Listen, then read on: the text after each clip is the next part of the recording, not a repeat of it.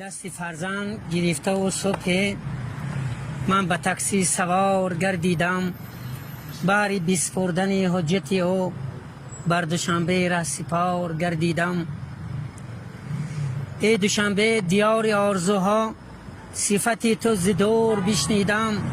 من که گشته کنون مهمانت، حسن زیبایی تو را دیدم. کوچه های چراغان بر شب، خنده به لب دختران تو. بر خیالم شهر زیبایم، در دلم دایم جوانی تو.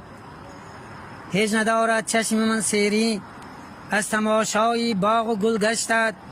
باورم کن شهر زیبایم، من فتادم گوی بر جنت. نزد داد من ستاده این لحظه، می نمایم نظاره بر هر سو. صد تشکر به میر تو گویم، ای دوشنبه گشته خوشرو.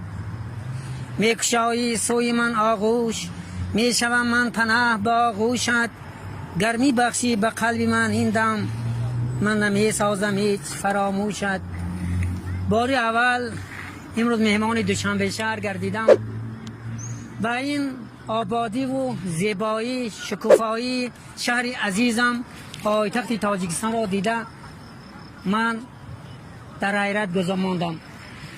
و این لحظه هایی که فرزندم را آورده به دانشگاه حجت سپاریدم، همه آنهایی که این سال به دانشکده و دانشگاه داخل شدن، به سال نوی تحصیلشان آنها را تبریک میگم و میخواهم که شهر عزیز من تاجیکستان من همیشه شکوفان و پیشرفته باشد.